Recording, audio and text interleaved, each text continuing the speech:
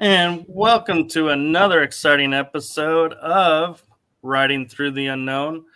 We are taking part today in the eTalk Halloween Marathon event. So you have us for the next 2 hours, and we are going to attempt something that I'm not even sure is possible, but we're going to do our best. And when I say we, I am joined with some of you are familiar with on this show, Matthew Mournian. Thank you. And we are welcoming to this series Cal Malkez. He was on The Energy That Surrounds Us, and our topic today is to see how much of the astral travel we can in astral plane we can cover in 2 hours. It's a lot. That is a tall order, sir. But anyway, thank you for inviting me. So I'm going to give you both a chance to give a little bit of your backstory to the guests for this event. So I will let Cal take it from there. Awesome. Well, let me make sure my mic is actually in the right spot here. There we go. Something like that. Yeah. There we go. Perf. So I actually got my start in this whole strange astral projection field quite a long time ago. I noticed that going through my spiritual journey that I was experiencing this like boundary. I was coming up against a limitation, and that limitation was being able to communicate with the other side, being able to experience more of that. All I was feeling was really energy at first. You know, I had an ability, an empathic sort of connection to things, and I could always feel energy. Unfortunately, I had a difficulty tapping into deeper things. And I know some people have that ability naturally to go into the astral and things like that. But it's something I had to learn step by step. It took a very long time to figure it out. But when I did, it started for me with hypnosis. I initially had the belief that if I wanted to unlock my abilities, I had to unlock the potential and the power of my mind. And so that's what I set out to do. And so hypnosis, self-hypnosis was the first thing that I used to do that. Self-hypnosis taught me to relax. Oh no. I'm here cut out. Are we glitching? Okay, well, thank you for that, and Matthew. Oh, thank you as well. Unfortunately, I think we missed the last good? bit of what he was saying. He might even still be speaking. I noticed he was glitching out. I'll sort of like allow a second if you want to finish what you were saying. We had there was a big cut there. Anyway, go ahead, Cal. I'm sorry. Uh-oh. Is he frozen? Okay. Yeah. Anyway, for the sake of keeping it going, I'll just keep going. Hopefully I'm not talking over you. It's a bit choppy. Hopefully. I know that you were there's a little bit of a glitching thing. Anyway, my name is Matthew. I guess we could say at this stage of the journey, I'm a professional psychic reader and an energetic practitioner. Hopefully the signal's like rolling through properly, but I think that I don't know if I'm an anomaly. I don't know what it was, but I actually started the process of astral travel accidentally as a result of having a freak, like crazy crown chakra activation in 2015. And so for me, it was a thing that I had tried to do at another stage of my life. But I mean, from such a surface level, it was more trying to understand if it was real, and honestly, more trying to understand what was wrong with me. But later on, it was just a thing that started happening. Nowadays, it's been about 8 years, and I would say nowadays, what I discovered during that stage of my journey, and I think what I picked up has changed greatly from the perspective of now we kind of use that opening, I think, within the energy field in a little bit of a different way. Instead of moving outward into what we might call the galaxy, I'm sort of bringing it inward into the inner body. And so it's kind of lent itself to a little bit of what I guess we could call medical mediumship, but hopefully my signal is even working. So I will pause right there. But anyway, that's kind of how it started for me. You're coming in crystal clear, Matthew. Even Aurora commented you're coming in clear, and hopefully with Cal's location, the glitching will be to a minimum. And I apologize, I didn't notice the glitch, and when I did, I realized I'd already started with Matthew, so I will try to catch those a little bit better. But so Cal, we actually have a question for the panel. And Woo Riders DG is saying, what has the phenomenon given and taken from you the most? It's an interesting question. I hope I'm coming through good. You're coming through good right now. You're good now. Okay, You're good. I've been choppy, so hopefully I can provide some sort of answer. The main thing that it's given is this sense of expansion, this sense of more, because that's one thing I was seeking a lot when trying to do this sort of thing and tap into it. For me, it was, is there something more? And then I started to astral project, and I started to see, oh, there's a lot more. There are beings out here. There are places that I can reach. There's more of myself that I can understand. And I can say what it took from me was the illusion, the Maya behind all of this, the sense of, or what people call the illusion of separation, like this idea that I'm not connected to everyone. And astral projecting is like stripping back a layer of your ego and experiencing life much more fully. And so I'd say those are the two things. It took away my fear of death, showed me that there was more out there, and it also took away that limitation of, I'm not this other person. In fact, we're everyone. We're experiencing all of this at the same time together. Whoa. Hope that came through good. It did perfectly. It did. Perfectly. Wow. Yeah. Yeah. I guess I'll just kind of comment after that and say, I don't know that I could have said that any better than you did there, but and I guess I'll say an even stranger thing. You'll be like, what? And then he said this. You have so much wisdom in your voice. As a person that listens to people and talks with people on Zoom literally every day, I've noticed over the years that there's a certain frequency or like a threshold that people will reach within the openness of their auric field. And it usually for me shows within the voice. And so, I mean, I'm sure you already know that in your own way, but it's very, very cool to kind of pop in on a random encounter and be like, and I know you have those moments as well where you'll like hear someone and see them and go, oh, that dude's for real. Okay. And also I say that because a lot of times you'll watch a lot of people talking about certain things, energies and like experiences.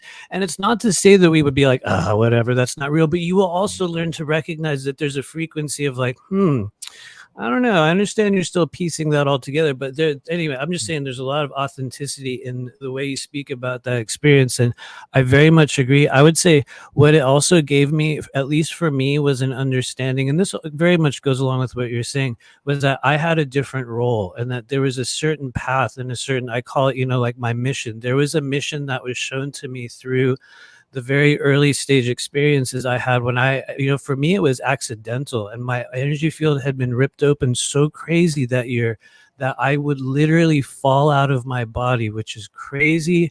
I did not know it was possible until it started happening to me. And so for me, it was horrible. And I thought I was losing my mind. And I had to honestly kind of pull my energy body back together, which Qigong was the thing that really completely changed it for me.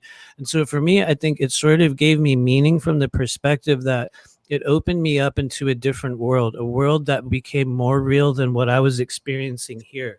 Worlds in which, I got to physically touch certain types of extraterrestrial beings or what I understood them to be in those places. And it was like, because those to me had become more real than a lot of things here, I think it helped me understand that there was so, kind of like you were saying, there's so much more to what this was. And I honestly wish that I could still move so effortlessly in and out of the body. I know there's a lot of density and emotional changes that occur. And but it really gave me a whole other view of the world. And then I would say the thing that has taken from me, not that there's a thing that it takes, but I have noticed during the stages in which I was knee deep in like completely dissociating from the physical body, I would also tend to dissociate from this world as well, like the 3D, which isn't always bad, right? Because sometimes you're like, you feel yourself distancing from the fakeness of the world. You know what I mean? But then there's these times where you want to kind of reach back into it. And it's like, dude, this means nothing now. You know what I mean? And so, anyway, I could go on and on, but I will pause there. That's how it's been. No, thank you. And before I answer, I just want to share with everybody, because I keep looking away, and it's not that I'm not interested in the topic. There's a show chat for the eTalk network on my phone, and so I want to make sure I don't miss a question from the network, and so that's what I keep checking. But my answer to this question is, it's given me the ability to see we are more than just what's here in this world, that we have also the ability to visit other places, meet other people, travel, and have experiences that I feel like we were meant to have, and the freedom to do it in a way that we can understand it and that it has the biggest impact for us. And by impact, I mean growth and an understanding of who we truly are. It gives us a kind of an awakening. What has it taken from me? I would have to say I agree with both of you of what it's taken from me, and also I agree with Matthew. I'm not quite sure that it actually takes anything bad from us. I think if anything, yeah, it just takes away the mindset of we are alone in the universe. All life is here. There's nothing out there. And that is something I feel like is squirrel alert, that is beneficial to us. Yeah. Yeah. I definitely feel you. Yeah, I agree. So I'm curious, Matthew.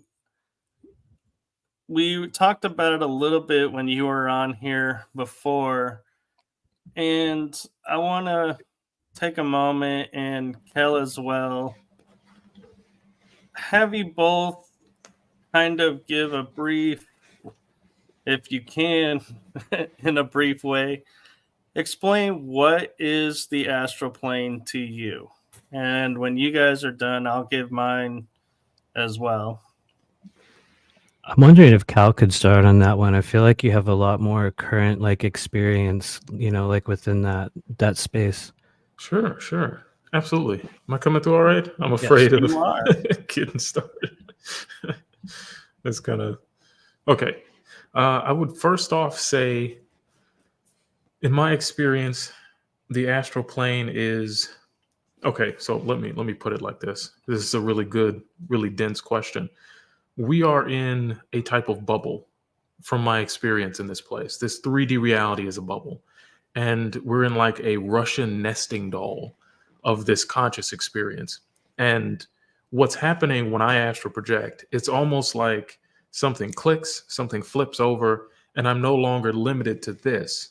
I can traverse the next like bubble, the next, experience outside of this. I'd call that the astral realm proper, or, something like that. I've heard it described by other practitioners and teachers as the real time zone, or just like the astral double of this reality. But the very next space beyond this three-dimensional reality, I would call that like the astral mind, if you will. That's why I base everything off of it, like my website, everything I do, because when you're outside of this reality, you start to see how everything else blossoms, how everything else expands naturally. This reality is so dense, it's so it's like a grosser reality. Everything here is difficult. The movement of energy is much slower. But when you project, you start to realize, oh, I'm in this like expansive zone right now. And the higher you begin to vibrate, the more energy you allow to move through you, the higher you're able to move through these different realms. As far as their representation perceptually, the different realms are only limited by your ability to perceive them or your imagination. With that, I mean, you've astral projected, for instance, and you're experiencing what you believe to be your room or some immediate environment where you projected. The only reason you're experiencing that and not anything else in feasible consciousness is because you believe you only need to see that. Your perception in the astral realm is only limited by your ability to perceive. I know that sounds difficult to hold on to, and forgive me if it is, but you can experience absolutely anything instantaneously. And you're only parsing it sequentially because your mind is trained to do that. Like our human experience has trained us to see things as sequential. I'm here now. I'm seeing this now. I astral projected. Oh, I'm seeing this. I'm having this experience. When in fact, when you astral project, you're moving away from just this egoic identity. I'm not Cal when I astral project. I'm everything. I'm just choosing what I'm focusing my lens of awareness on. And so if I had to sum it up into a nice elevator pitch, I'd say astral projection, the astral realm, is more of an exploration of who you truly are beyond the body. Hope that helps. That makes some sense. Damn. No, that was like mic drop. I'm so glad Matthew's going next. No. Honestly, man, that is brilliantly articulated. I'm gonna make it really dumb. Get ready. I'm gonna now give you the really dumb, oversimplistic version. People that know me out there will go, "Here comes Matthew, who's gonna grossly oversimplify the whole thing." I often call it that sort of out of body shared non-physical, if you want to put a number on it, fourth density astral space. And I tend to be a person that kind of explains it through what I have experienced within that space. And what I've been shown and experienced within that space is that essentially all is known and all is possible. And just as you said, it's only limited by what we understand to be real. And I would also say it's limited, at least me, and maybe this is me in a different state of understanding that, I would say it's also limited by what we understand as possible within the realm of time.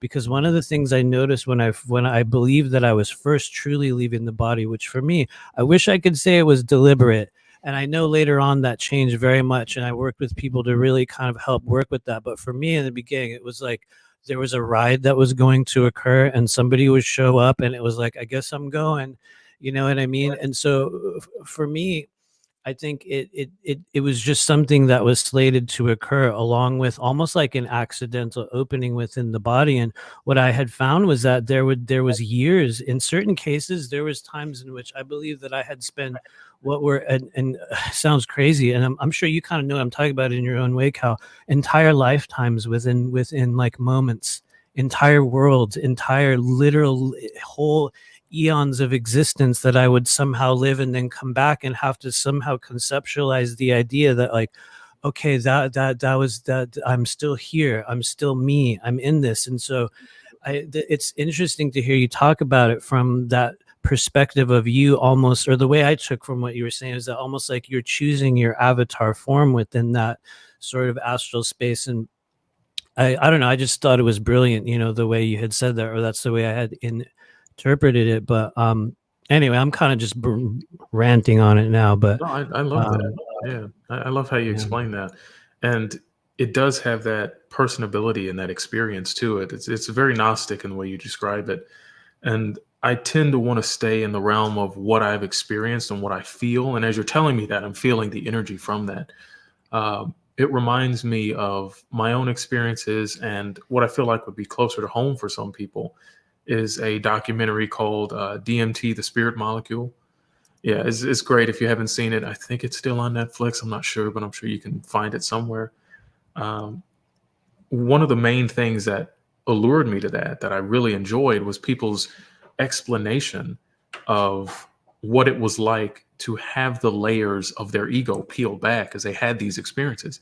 And almost 100% of the time, they would say, I had this experience where I wasn't me anymore, and it lasted for lifetimes. I was there for eons. I don't know how long I was there. And reintegration was difficult. Yep. And for me, that was a really difficult thing. You mentioned that earlier, and you said you would just pop out of body. And it's funny because that was my experience as well. And when I teach people, they're often surprised by how fluid it is, especially it's like breaking the seal. Your first projection afterward, it's like, for me, it was just like rolling over in the morning. I was out of body. I'd be just sitting and relaxing, and I'd sink through the couch and be like, oh, all right, we're doing this now. And so it's really interesting because it's easy to move beyond the boundary of this once you felt what it's like on the other side of it, if you've had that. Yeah. I have a question that I would like to ask you, and this might take it in a weird place, but I'm going to ask it anyway. Some of us, I think, have had the accidental or the sudden out-of-body experience through trauma in this life. As I'm sure you've heard, we'll check out of the body, and then some of us cultivate it later on. I'm curious if, in your experience of what you've seen and also talked to with other people, does that lead to differences in how one might experience the so-called astral realm if that opening within your energy body came, versus through deliberate exploration or through a traumatic thing? Hopefully that makes sense in the way I'm asking that. What do you think? Sure. Yeah. I just knowing from the psychological standpoint, the dissociation and derealization that happens during traumas and PTSD and things like that, people develop a skill to dissociate.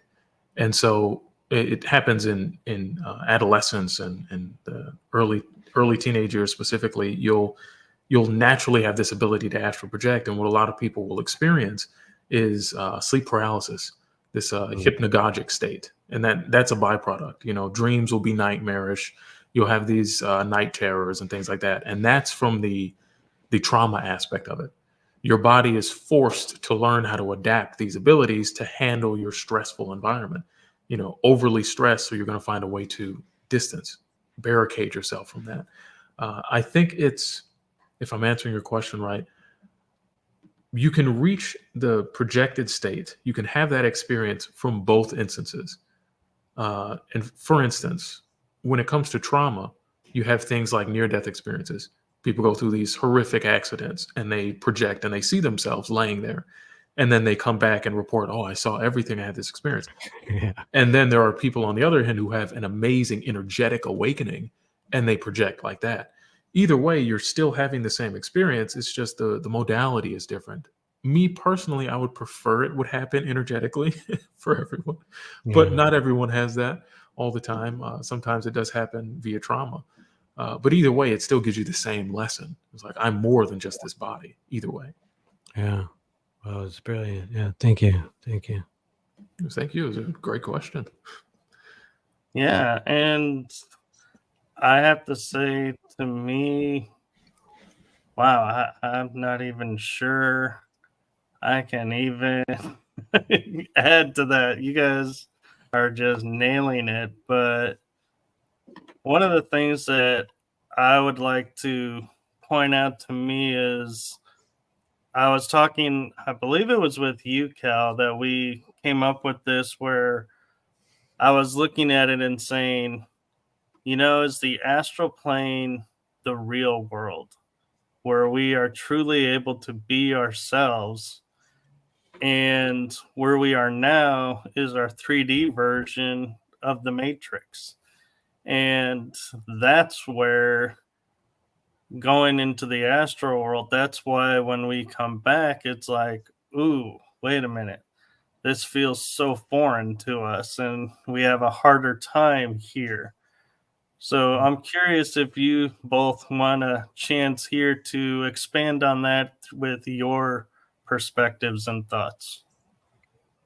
Yeah, for sure. I will say one thing which kind of goes along with what Cal was saying with the whole that sort of inner, I don't know if you want to call it death or whatever occurred. That was one of my early stage experiences. It's funny to hear you mention that here.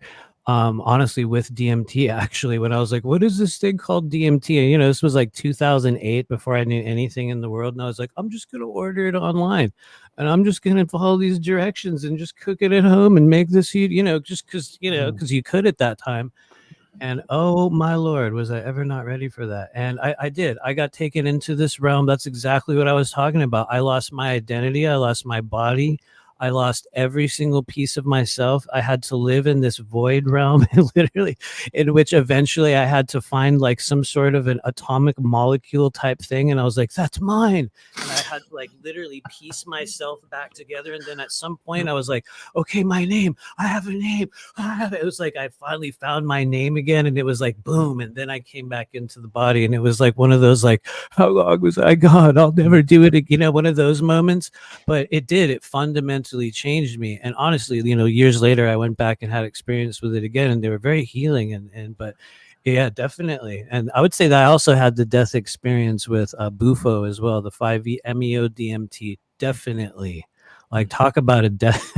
I know that happens to a lot of people, but I was not ready for it. I was excited, but I was like, I had no idea the level to which I could be taken to that other, some other realm. And anyway, not to go on and on, but there is a good period of readjustment after that. And anyway, yeah. Oh, that's powerful. And that's you'd be surprised how many times I've heard that exact experience, Yeah. that trip report. That I've had it myself as well, where it's like I don't know who I am, I don't know where I am. I call it the void. Yep. I've heard it, the place that you describe. I've heard it called I've heard it called samadhi or actualization or the divine om, and I've tried describing it. It's not a sense of I'm here and everything else is there. It's almost just like I am this experience. I am everywhere. It's just this surreal feeling of being boundless, but at the same time you're choosing where to keep your awareness. Like, I'm choosing to experience this here. And I even had it in one instance where I had projected, and for anyone interested, because I feel like there's some people who can project and they need practical steps. If you're able to raise your kundalini when you're out of body, raising that energy is how you continually ascend. That's how you continually move throughout the different realms. In my experience, that's what I've had. When I've done that and I've reached this very silent Buddhic, some people have called it the Buddhic realm. This just silence, this emptiness, but there's like an om, this vibration that kind of permeates this place. Just like you, it's just like I had to grab onto one molecule of myself. Yeah. The wiggle your big toe sort of experience. Yeah, very much. It's like one thing comes back. You get like a glimpse of who you were, like a memory will come back or something. And be like, oh, wait. I was Cal in this. I'm in a room. There's carpet underneath me, and you start to feel that again. It's like, oh, wait, where am I? I have to remember. I have to pull myself out of this. Yeah. It's almost like it's magnetic, but it is very powerful. The ability to move beyond this 3D, this dense, almost matrix. It's very jarring to kind of go out into the middle of the ocean, be like, whoa, I'm actually out here. How do I get back? So it's very interesting that you would state it like that. I had to grab onto pieces of myself, because that's what it's like. It's like putting together pieces of this puzzle of who you were to get back. Oh yeah. You must have taken a lot. I honestly, at that stage of my journey, I had no idea. It was really just like, like the foolishness of like youth and early, like, oh yeah, we could do this thing. And it was like, those moments where you're like, oh wow, I had no idea. I had no possible idea what I was playing with there. But honestly, it's funny to note that during that experience and the coming back from it, and what had happened to me in years later, I think that from what I've learned in the time since, that there were a number of early stage, what I call timeline shifts, like physical kind of reality changes that I went through. And that was actually one of those sort of we in the world of tarot we call it the star. It was going to happen. It was inevitable. Like you were going to trip and fall into this thing, and it was because there was a process that was meant to occur for me later on, which I guess just for me it's all been accidental. Like none of it I ever knew was going to happen. And so anyway, I could go on and on about it, but That's powerful. Very. No, I agree. And we actually have a couple questions I think are very interesting and kind of correlate to what we're talking about. I hope I'm pronouncing this name right. Sheba We Knew says, "Hi, can you get stuck in the astral?" Go ahead, Cal. Sure. I don't know if this experience will translate for other people, but me personally, I've had a lot of experience with like self-induced sleep paralysis, self-induced altered states, just through whether it be like breath work or I'm getting into a trance state. It's one of the things I teach is how to get into trance and alter brainwave activity.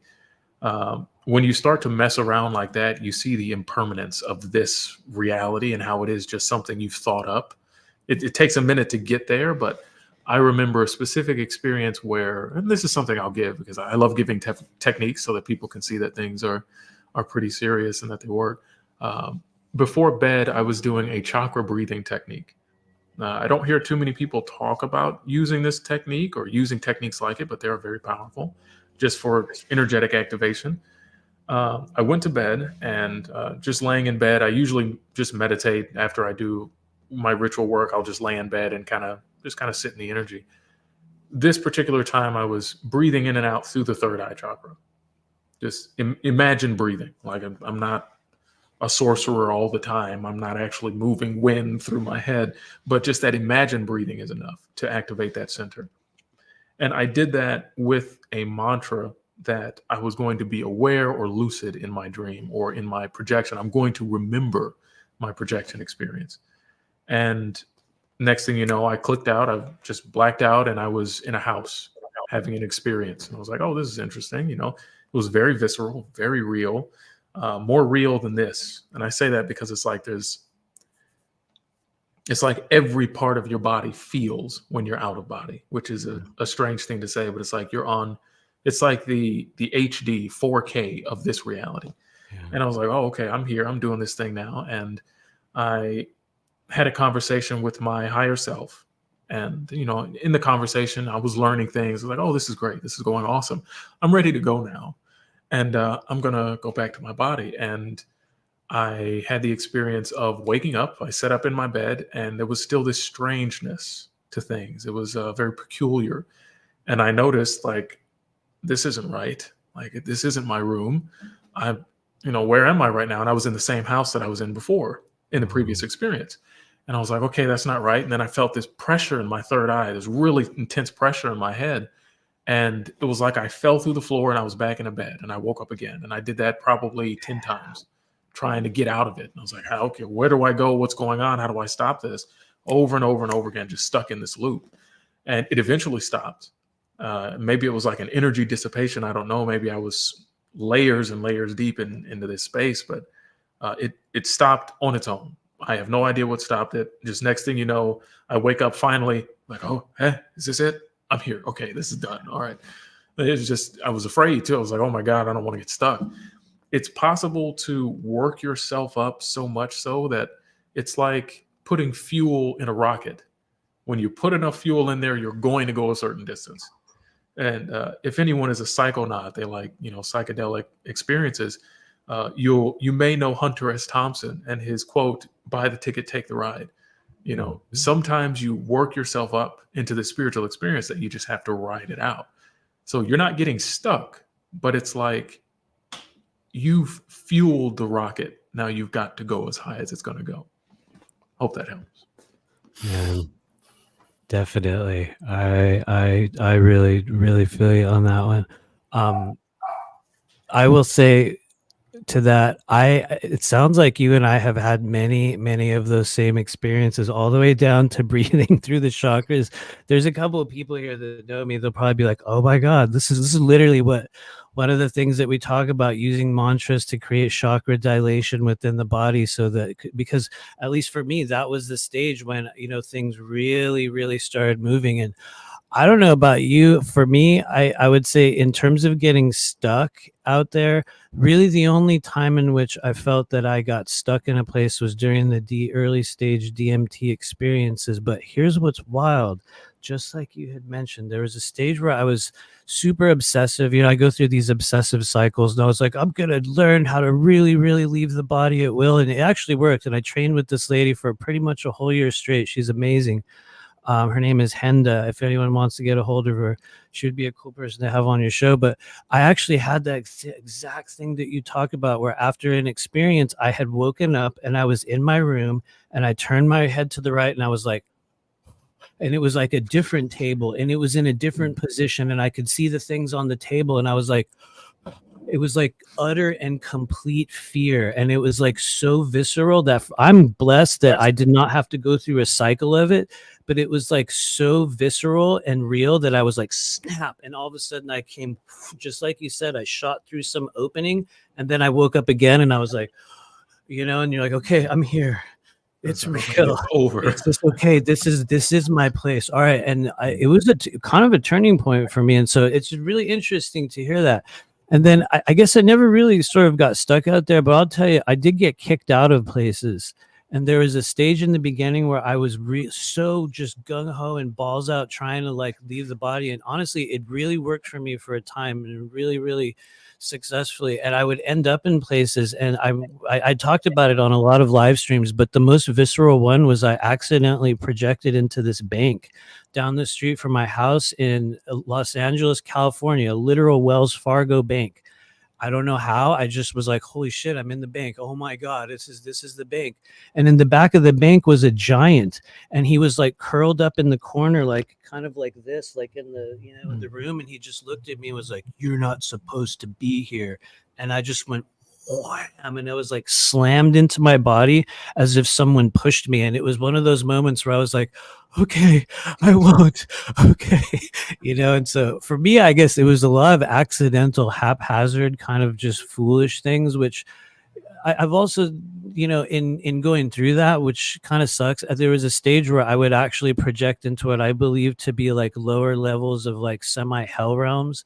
And then there was a stage later on, right before I started writing the book that I wrote, where I actually came in contact with some of the beings that were literally in those hell realms. They told me their names, their actual literal demonic beings.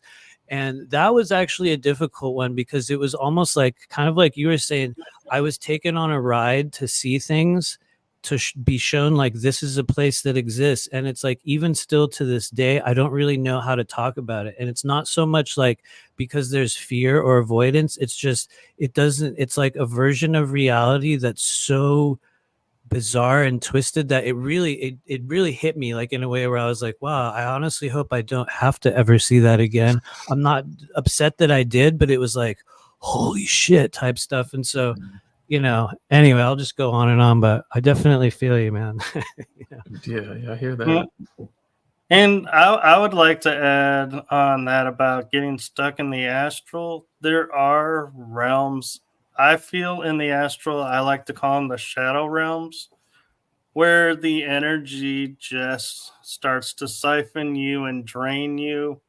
And yes, you can theoretically get stuck there if you stay there too long and don't sever ties with that. And that can be where you'll be, like, say, for, you know, perspective is, say, Matthew over here's high and, you know, moving around a lot, and all of a suddenly just starts mellowing, slowing down, and just stops. And it's like, I don't have energy anymore. I'm just sitting here. Why can't I move? It's because you're still attached and being drained by energy there that you came in contact with. And so that's how it can look, and how you can be stuck, in my opinion, in the astral is you go somewhere, make an attachment with something, not realizing it, and don't cut the ties. Yeah. feel you. Definitely. A lot of people don't cut the ties, and that's a big part of what I do now is just helping people cleanse and cut those cords. In my astral experience, like I told you on our talk, in our first talk, my first projection experience, I was pulled out of my body by something else. And it was only after several years of projecting and learning and kind of growing in that, did I meet that being again and have conversations with it and start to learn from it. And then I realized that it was like a double of me. It was like an energetic representation of me. And so then I start looking back into like different cultures. I'm studying different religious texts and, you know, different spiritual cultures all the time, as I'm sure everyone is, because thanks to the internet. But I came across this idea of like a guardian spirit in Egyptian lore, this idea that there's a spirit that guides you from birth and it guides you through the afterlife. And I believe that's what I encountered. And what happens is I see now that the astral core that people talk about, because I never saw it at first. It was only after connecting with this spirit, this being, I call it the astral echo, I start to see, oh, I'm connected to it through this cord. I'm like, oh, okay, this is interesting. The more beings I meet, the more I start to see I'm connecting myself, like from the heart. It's like there's a cord connected to us. And I've even seen it in actual people, like in this physical place, that there's something attached to them. There'll be a shadow next to them, and there'll be like a cord, or there'll be some energetic representation of a connection. I feel like a lot of times people can't project because they're either not connected to the right thing or they're connected to the wrong thing. You know, they're not connected to this guardian spirit or their higher self, and they're connected to something darker, more malicious, something from these lower hell realms. I have not seen the lower hell realms, but I've come very close to being shown. And in that instance where I was about to be shown, I saw the scape, this like desert wasteland, fiery sort of place. And I was like, no, I'm good. I don't want to see that. And they were like, okay. You know, it was a very strange experience. And I saw it and I was like, no, I'm good. Yeah, I'm good. I started to actually like sink through the floor as I started to see this image in the astral. Like, no, I'm cool. I don't want to see that. And so you're much braver than I am. They wanted to show you specifically. I don't think I really had a choice. Yeah, I'm good. Yeah, no. Yeah, like I was saying, I don't even know that I had a choice in that. Like for me, it was as a result of an experience that happened after the first QHHT session that I had, and it helped me understand why I had not done QHHT up until that point, despite engaging in so many other things. Because during that experience, I was shown that there was some sort of a gateway that had been opened up within my body, and after the QHHT experience, I was able to go back into those lives. And during the stage in which I was preparing to write the book, it was like as if some doorway opened. It's funny because I just did a fast, like it just ended last week where I didn't eat for like 10 days, and I could feel that memory tunnel open up again. And it was essentially just this sort of opening in my field, and I could view past lives like with crazy, like not even good, not even cool clarity, not even the kind that you want because you'll get stuck in it. But within that, I had learned that I had during other lives, I had made pacts and like connected in negative fashion. And some of those beings had said, look, we have a contract and there's a certain thing you will be shown. We'll give you a choice. Now you have a choice if you want to engage with it. But here, we're going to show you something. And I think for me, that's really what it was, because after that experience, it was almost like they were done. And there was no like, you know what I mean? There was no hangover. It was just like, okay, there you go. And it was almost like they just dropped me as if like, oh, you know, and then it was gone. And so to me, I took that, and I'm still kind of putting it all together because that was only about, you know, just about two years ago, but it for me, it was an example of a soul contract where it was like, this was going to happen. Remember this place? We'll show it to you again. And now you get to decide, type of a thing. And so I guess I'm kind of grateful, but it was not a cool one. I'll just mention one thing, and I'm curious if you've ever encountered any beings like this. There was a stage where I would get pulled out of my body, and it was like I would enter these sort of prisons. And in this one specific occurrence, I was brought through this prison, and I was put in a room with two creatures. And one of the rooms was this fly. It was a fly that was the size of a car. and like a big car, like a truck, like, and I just had to sit in the room and look at this fly. And I was in this room and all I could feel from it was sorrow and sadness. And it was like, I was just like, okay, I have to experience it. And then I was put in the room with this huge rat being, like a giant seething, throbbing rat. And all I could feel from it was his yearning for some kind of food or some kind of hunger. And it was like I was just taken there to have the experience of like, we're going to show you this feeling. And then poof, you would get pulled out and bizarre stuff. But anyway, yeah. Oh yeah, that's interesting. It's starting to come to me now that we've had a lot of the same experiences. It's like, oh, of course we have. That only makes sense. I've projected to this place again, shown. It is a lot of being shown. That's why I feel like connecting with the right things, opening yourself up to things like your higher self, and making those connections. And QHHT is good for that, especially. And then Dolores Cannon setting that up, and I went through someone a few years ago now, and I had that communication, that contact with my higher self, and it was very interesting. And I feel like, just like you, from that point, there was like an energetic doorway had opened. And so it was like, oh, okay, I can have this experience more. And I think it had to do with the communication. But when I met my mentor, he told me about a story where he was in his bed and he felt as though he was starting to spin in his bed, and he kept his eyes closed, and all of a sudden he felt like he was actually moving somewhere. And the next thing you know, he felt this dropping sensation, and he was in this prison. And, it was like a light overhead, like one hanging light. And there was a guy in the corner, and he looked sick and like decrepit. And it was just like the sadness, this energy coming off of him. He had that experience, and then that was it. He was pulled out of it. Later on, after him telling me this and, starting to grow astrally, I started to have an experience of this. And I don't know if I went to the same person, but I've only ever gone to people. And they're like, I don't know if they're locked there by choice or if they've done something, if it's like contract related, like what you're saying, but they will be in these places and there's just this despair coming off of them. And there's nothing I can do about it. I'm just there. I've been shown it. It's not like I can stop it from happening to them. Maybe I don't have like the level of authority to break them out of it, but it's like they're there and they know why they're there. Yeah. And it's just like, I even had one person, when I showed up, they looked and they were like, oh, it's you again. It's like, I've never been here, and I was pulled out of it. So I don't know what it is. I honestly don't, but there's a lot of strange stuff. I've experienced this astral jail and like a school, and Michael and I have talked about that before, but like this astral school where there are many different people learning, and there's always like this. It's really interesting. It gets super, super deep, and I'm really curious to hear you guys' take on those things. Yeah, and now you see why I was like approached you both and said, hey, let's do a show about this, because I had a feeling after interviewing both of you, you guys would love and play off each other really well.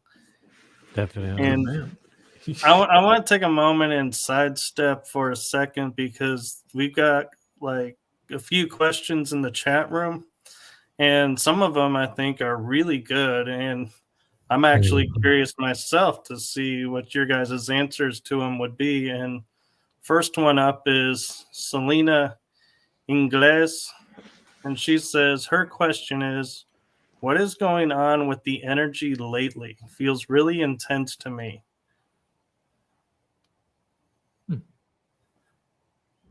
So I'm curious, do you guys have any insight on what's going on energetically with the planet and the universe? I can comment on that quickly. I believe, at least with respect to maybe the last 60 to 90 days and, the pending 60 days as we end the very contrived, year of 2024, what does that even mean, right? 2025, like, they're just numbers, but it does stand to reason that we are at what we would call a collective decision-making phase with respect to what we're deciding to allow in terms of reality in the coming months. I think that leads to a lot of like really distinct types of internal uncertainty that a lot of people who are tapped into, if you want to call it astral or non-physical energy, will feel, but they won't necessarily know what it is. They just have this sort of like unease and this kind of anxious feeling, and things are kind of more intense than usual. And I've just noticed myself and people that we've been working with have been having a fair bit of that lately. And I've noticed that wave of uncertainty tends to come in, like I said, when we're deciding upon timeline shifts, because a lot of people say these events are going to happen and this thing's going to occur. And from what I can tell, we are constantly changing our mind and deciding. Like, the collective consciousness keeps shifting, and so I think you're experiencing a good amount of that. And then that's also kind of combining with, I think we're in like we started like a solar maximum, whatever that means. What I take it as is a stage of really big solar activity, which for those of us that have open crown chakras, you're going to get really dissociative, or you'll pick up other people's feelings really easy, or like if there's a jagged kind of vibe going around, you're just going to absorb it, which is both good because it gives us an example of how our abilities are opening up, but then it's hard because you really have to clear yourself more and like stay more sovereign and really be mindful of your thoughts, because all those things lead to thought transference, which I think is a huge thing that I've just been noticing with people. But anyway, I'll watch out because I'll talk on that one forever. But so what do you think, Hal? No, I think that's spot on, actually. The way I like to put it is this: what we're experiencing, it isn't anything new as far as energy goes, just because we're experiencing just a movement of a cycle. I feel like there are these continual cycles, especially every few years, where energy is ramping up and we're moving into this new level, this new stage of our awareness collectively. And you may just be picking up on that shift and that change. I would focus more on your own experience of this as a sign that you are becoming more intuitively aligned with what's happening. As far as the astral realm goes, there's always this like progression and movement of energy. Think of our time here on this earth as, again, I believe Dolores Cannon talks about us being here as a school. And there are different movements, different chapters of our lives and our experience as humans, just our human experience here, is broken up into these chapters where energy moves, and it's lesser and it's greater from time to time. It's like this pendulum swing of energy. And so whenever someone says, hey, I feel this quickening, this increase, well, we're about to reach a new level energetically. And that new level is supposed to prepare us for the valley that we're going to go in afterward. And from my experience, whenever there's this newness of energy, this inflow and this increase of your own personal energy, it's because you're about to be tested on something that you were supposed to have learned. And so I think it's very powerful that you're experiencing it. There are a lot of people who don't tap into it, who never experience this changing and this increase. You've probably been experiencing a crazy amount of synchronicities, numbers, people, events, people talking about movies or books, or this transference of like thoughts. You'll be thinking about something that you want, that you're interested in, and other people will just announce it. Like, hey, this new thing is going on. So this like connectivity that's going on is really interesting. But I would stress keeping in mind that the lessons you learned in the previous season of your life are going to be tested here in the upcoming season. Ooh. I like that. And it brings up, Aurora has a good question, and I think it kind of fits right along where we're at right now. Is, have you ever come across any negative entities in the astral plane? Lord. Yeah. Me personally, yes. I have definitely. If you can go ahead if you want to. Oh no, please feel free. Yeah. I especially when I first started projecting, I would run into this instance where it was very surprising, but I would project and there would be this shadow waiting for me, and it would always end the trip, always. And I would stop it right there. I'd get back in my body, flip the lights on. I was like, all right, I'm done with this. That's enough of this right now. Sometimes even weeks I would stop just because of how like just the sort of fear that you feel out of body is like, it's like, who am I? It's like the identity of who I am is fear now, and I have to stop this. But I would project in the beginning, and there would be this shadow waiting for me, and it would be, almost like it would be standing along a wall, kind of peering out from the side, just watching me, and I'd be like, "Yeah, it's time to go. I better cut this out." And as I progressed astrally, I would notice that during my trips, there would always be this steady encroachment of darkness into the scene. And it was always so strange. It was like a rolling fog would come in, but it was darkness taking over everything that I could see. And I would have to run from it. I would have to leave the projection experience and then return to my body and just stop everything. Even one time, it wasn't just like, oh, I'm in a room and the room is getting dark. I was outside. I was doing my thing. I was flying through the neighborhood, and it was like night. It was starting to envelop everything. And what came with it was this siege of just terror. Like, okay, I have to go. I don't know what this is, but I have to leave now because whatever this is tougher than me. That only started to subside when I started to connect with my higher self more. I started to make, okay, when I project, I need protection. I need to call whatever it is that's here to protect me. Then I started to experience less of that. But most definitely, there is some sort of energy. There are entities out there that you can encounter. Those weren't even the entities so much. Those are just like this energy that exists there that'll swallow you up if you let it. Yeah. Wow, man, that's brilliant.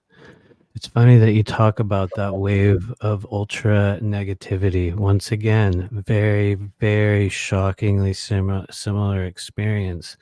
Very early on, like I had said, this was 2008 and 2009, right when which was oddly enough way before any awakening stuff, anything like that. It was right after that DMT phase where I think my energy body had been opened up as well.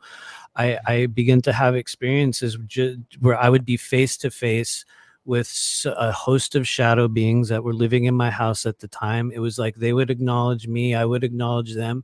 And it was one of the early, it was a thing I wanted to write about in the book, but I didn't really know where to fit it in. But it was like the way that I knew at that stage of my life that I was out of the body. It sounds crazy, but I could smell the ceiling.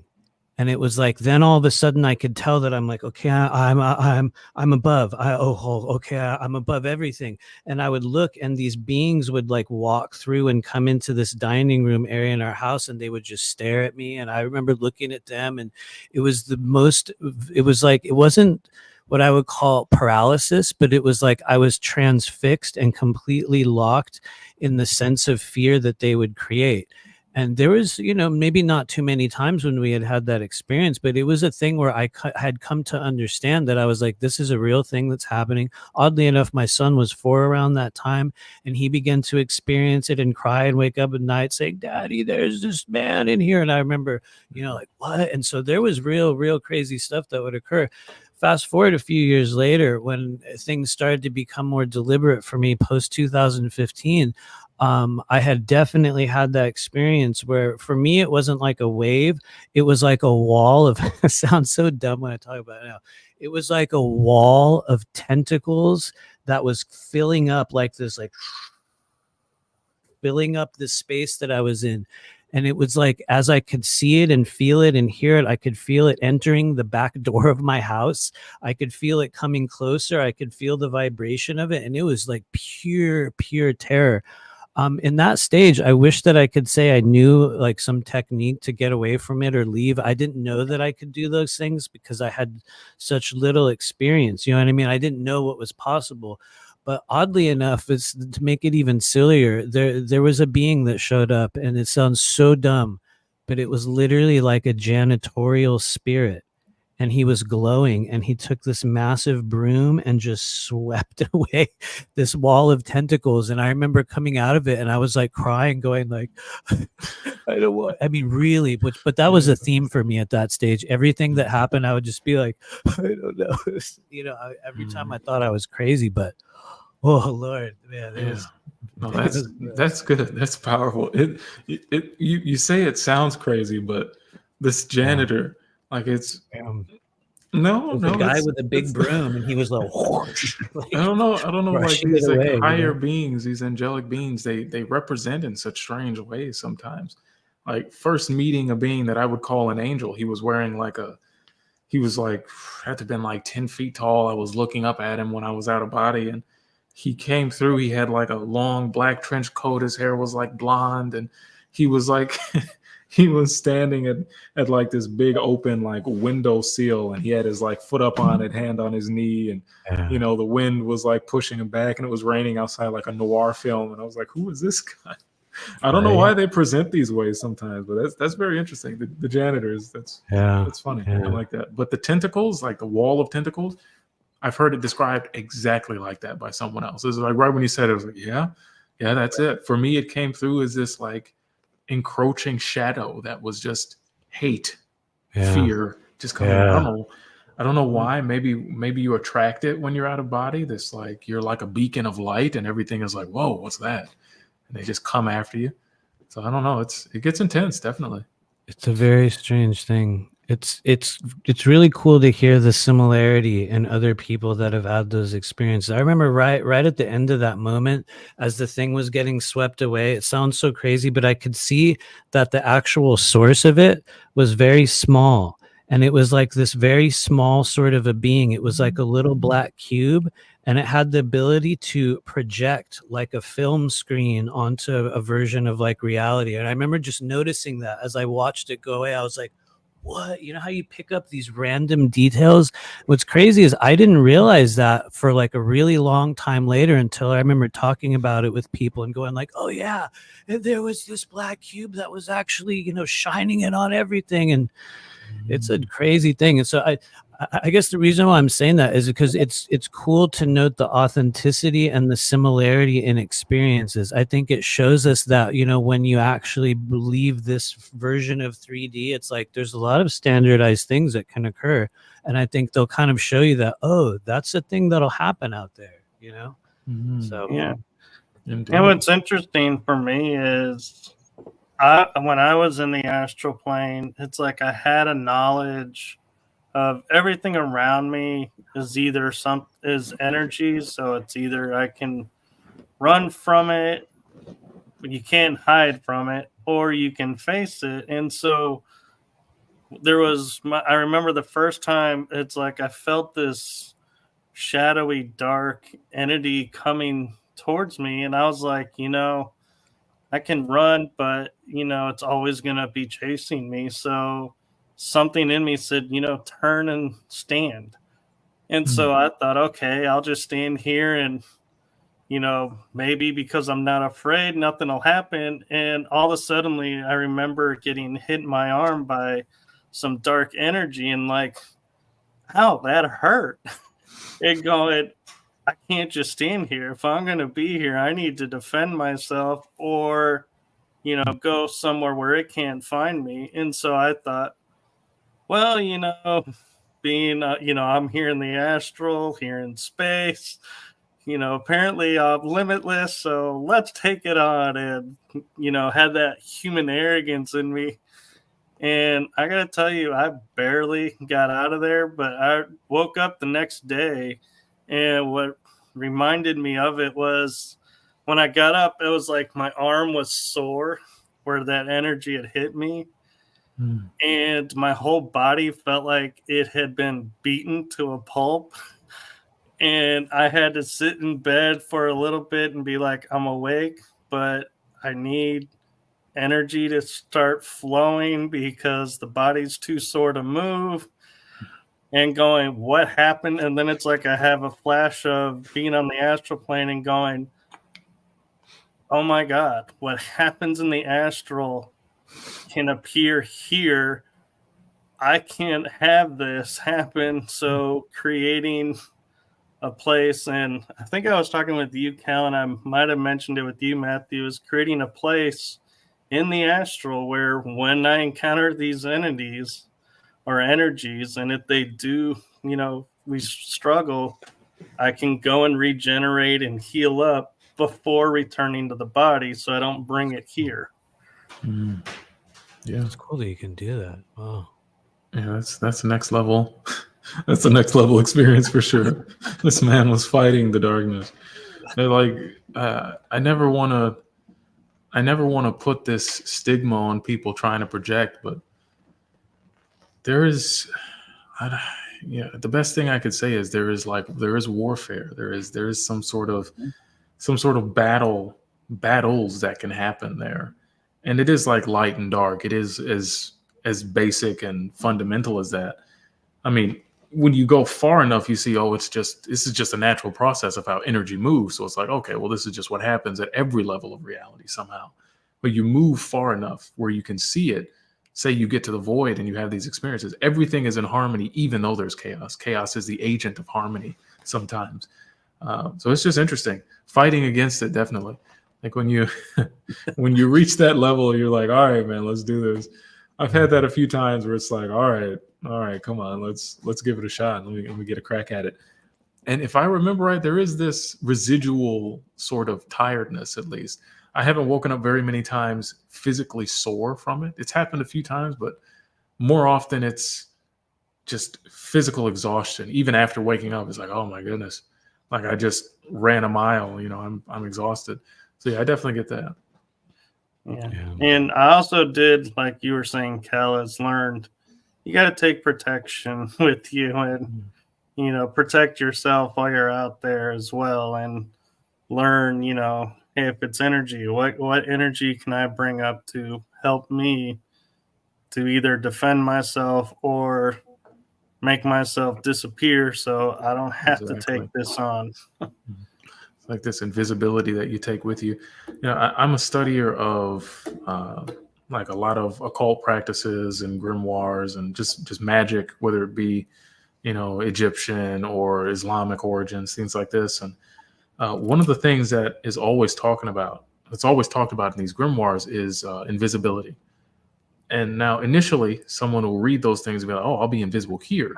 And there is some merit to that, but it's much more powerful of a skill to shield yourself or cloak yourself when you're out of body, because you will be seen by things. Yeah. I've been seen many times by people that I was like, oh my gosh, they actually saw me, is that there's no way they could have. There are defenses that other people have put up, people that don't want you certain places. And knowing a spirit to communicate with and say, hey, I need your help. I want you to basically cloak me so that I can move through this place unseen. You're not unseen from physical people. That's not the point. You're unseen by these astral things, these negative entities that are like bandits on a road that you're trying to travel on. So it's very powerful being able to, one, build a place and take protection, but also have that cloak over you to be unseen. I found it very useful. It is. And one of the aspects I learned that I had was I can go into the shadow zones, and I have this cloak that I put on that allows me to move freely through. So if someone calls out and says I need help from there, and if I hear them, I'll put the cloak on, go find them, see what's going on. And when I find them, then I open the cloak, the light shines out, and it the light burns off the shadow that's attached to the person in trouble, so I can pull them up. And I make sure to tether all, cut all things that are tethering to. And when I turn around, it's I'll see everything in the shadow realm rising up, oh wait, you're not supposed to be here.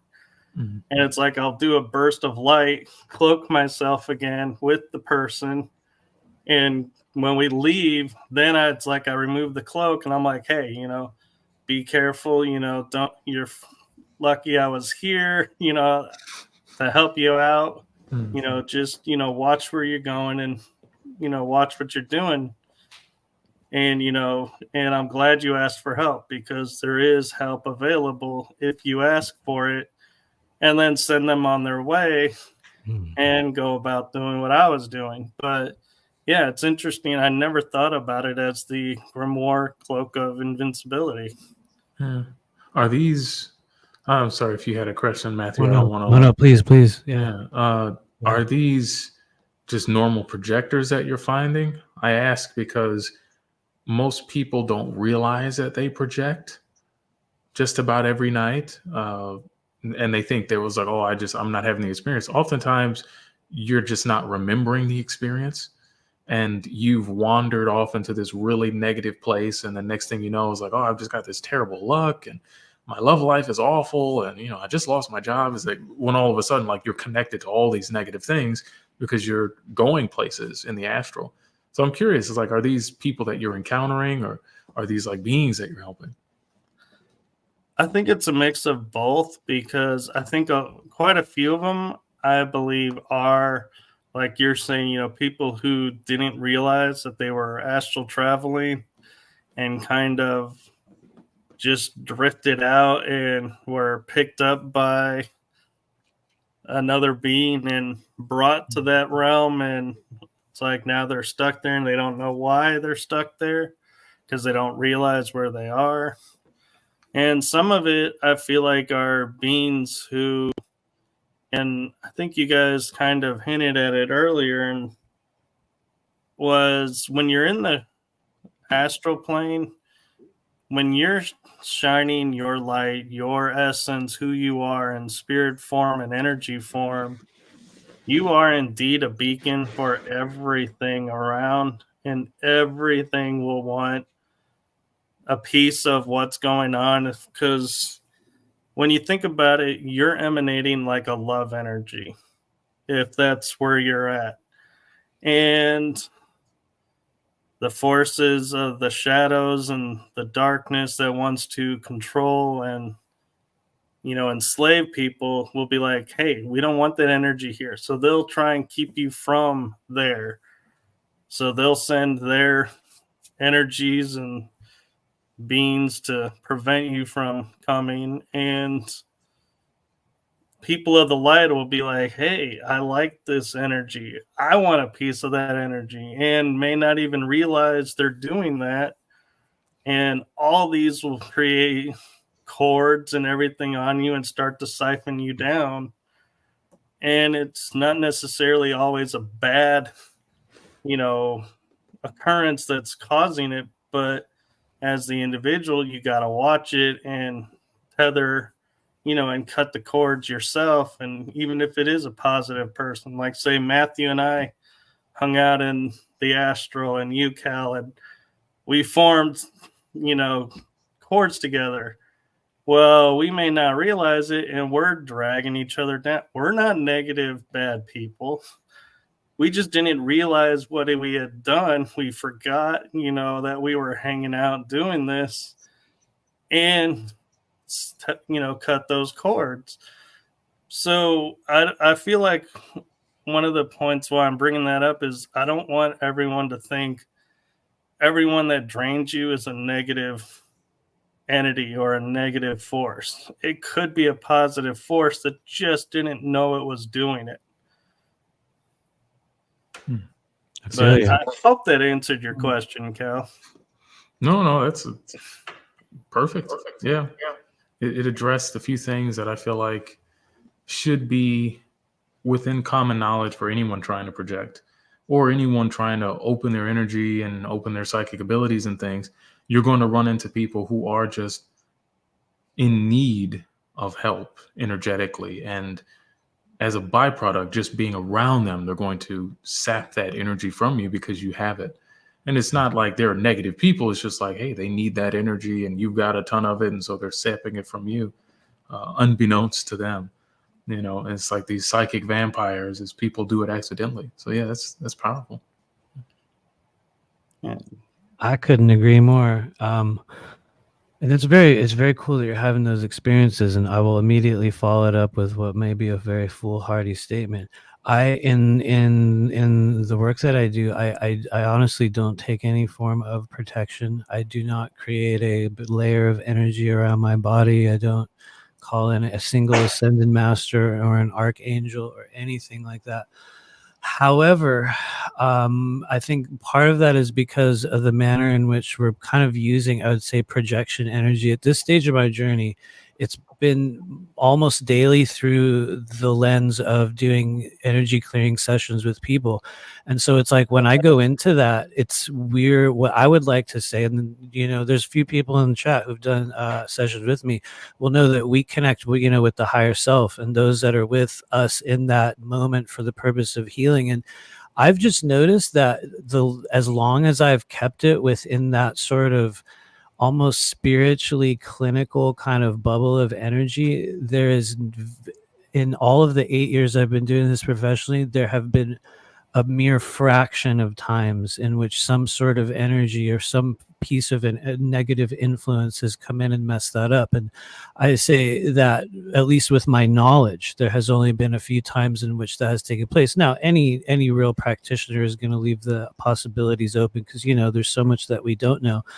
But that said, one thing that I do, and I think for me this has been the strongest form of, if you want to call it, protectionary energy, which I guess this is a thing that I actually do in the physical world as well. When I go into places, with my wife, or when we travel, and I leave offerings for spirit, and I make agreements when I enter a space. Like when I begin to, and this is, it always sounds kind of woo-woo, but in the sessions we do, we're projecting both of our consciousness within a person's physical body for the purpose of opening up gateways and sort of passage points and channels. And what I've noticed is that when we keep it within that realm, it's just a very, very different type of experience, rather than moving outside of the body. Although it's weird, because those who know will be like, well, the gateway to everything outside of us is actually through us. So it's kind of a sort of a double-edged sword. But I've just found, in like, the greatest value and safety, protection, and clearing that I've noticed within myself in doing this has come from creating those offerings and making declarations to spirit, like literally speaking out loud when I enter a situation, and say, I honor all those of you that exist within this space, good or evil, right or wrong. I'm entering this moment for the purpose of healing and correction. You know what I mean? And it's like, I will come in there and say, please allow me into this space. This is what I'm here to do. And so I've heard people criticize that and be like, well, that's stupid. You need to, do this or that. And honestly, for me, that seems to work. However, let me just add one other thing. Hopefully I'm not going on too long here. What I will say, though, is that anyone, and this has been my opinion and experience, so you guys feel free to disregard, but I believe that anyone who makes it part of their life process, their duty to move in and out of the physical body and to connect with other people in whatever form we do it, just the byproduct of that is we're going to absorb their energy on some level. We're just, you know what I mean? It's like kind of like when you were a kid and you'd go to your friend's house and you come home later and you're like, oh yeah, it smells like so-and-so. You know what I mean? Like, we pick up the essence of others. And I've noticed, for me, that has been the byproduct. And I think there's a daily kind of self-clearing that I continue to do. But for me, that's been where the negativity comes in, which kind of goes along with what I was shown. And I will pause after this. And I don't know if this is how it is for other people, but one of the early stages experiences I had with spirit was, they were like, look, no one's going to kill you in this life other than you. We will block all these things, but we cannot protect you from yourself. And it's weird, because ever since that day, it's like somehow it's been the truth. And so I don't know. Hopefully that makes sense, but that's been my experience. That was a mic drop for sure. That's powerful, man. Yeah, I feel that. I claim that too. That's a powerful energy.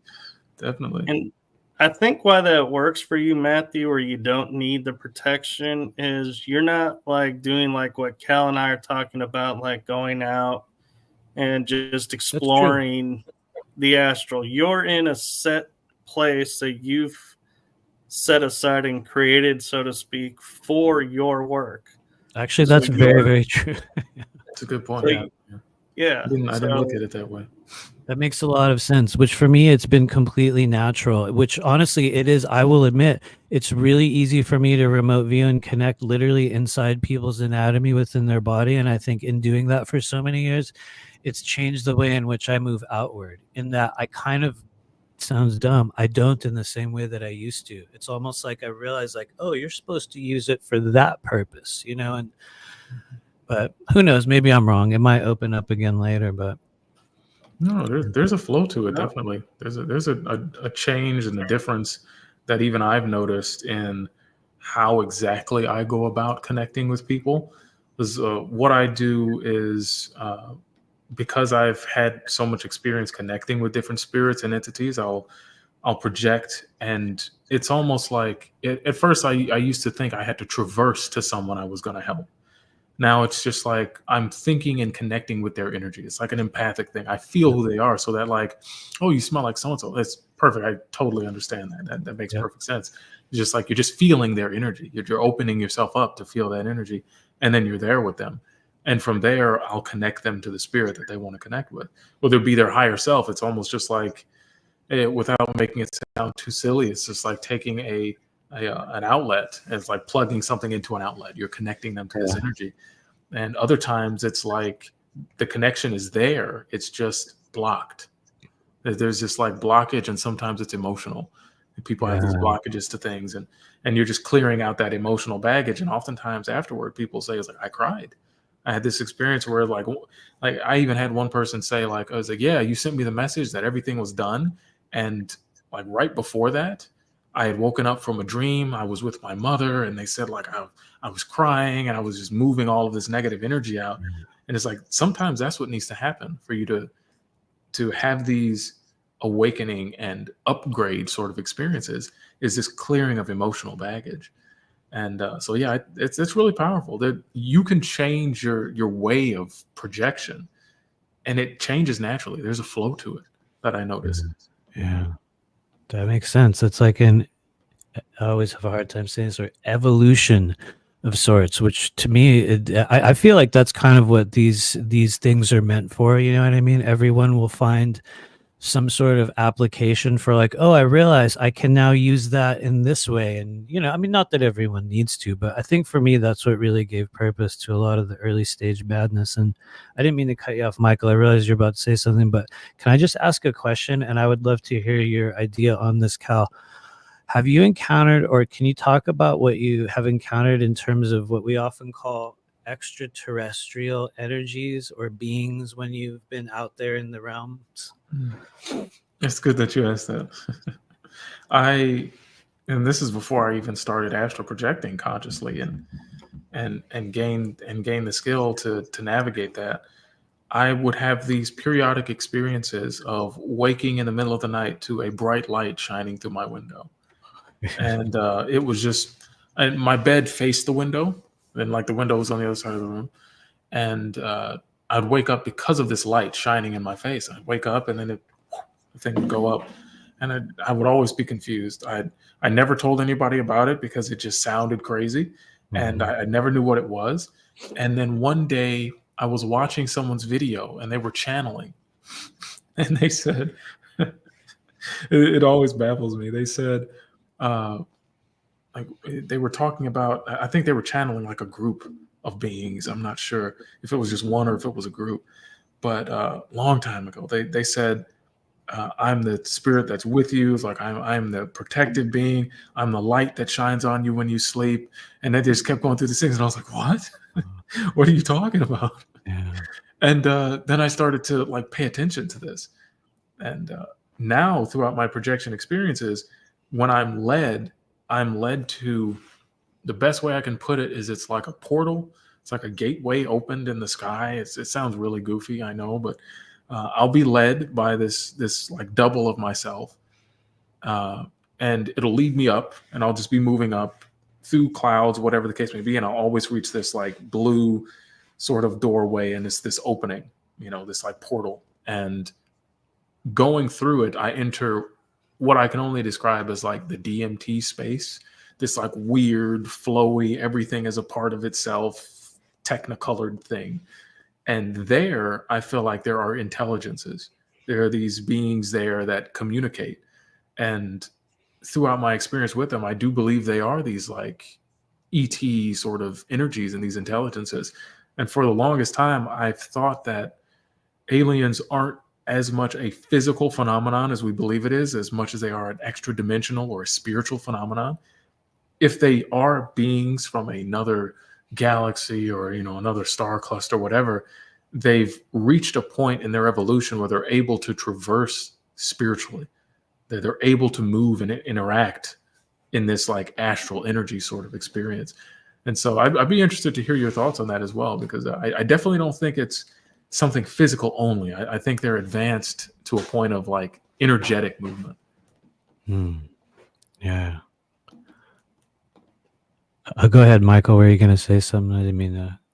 Oh no, Before I I was start going on a enjoying rant. this, and it actually ties into your second question as well about the ETs. Is I shared, and it might have been with one of you both, but when I started astral traveling, I would go to like the ship of Ra in orbit.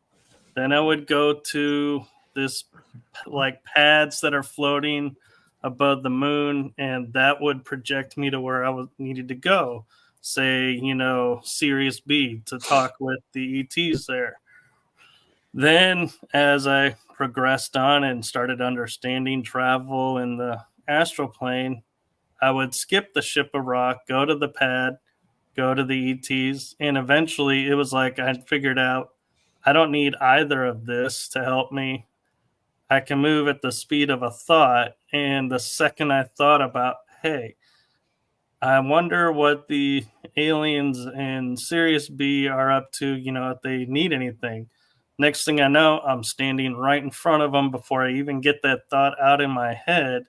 So it is an evolutionary as we learn ourselves what we're capable of. And I feel like the ETs communicate with us more in our quote dream space when we're on the astral plane because our minds are more open and our spirit is more open to the truth of what's out there and what we're experiencing, and it's not going to be filtered by the ego and what's going on here on the earth. And so I feel like that's where they're really reaching out to us and making contact with people, and certain people are saying like, yeah, I talked with these races, this is what they have to share with us, and the reason is because they're out on the astral and communicating more freely with them and saying, okay, I know what you're sharing with me is your truth, it's my truth, I'm going to share it with all the people who it'll be their truth when they're ready. And when they're not, if they're not, they're just not going to listen. It's all right. But the seed will be planted. And that's why I think it's the beauty of that. And it's not going to be this, hey, there's a ship parked out in the park and these people are coming out with banners saying, we're here, we come in peace, who wants to chat? We have answers. Yeah. Yeah. If it were like that, that'd be awesome. Yeah. But I've just experienced it more through that energetic connection, like what you're saying.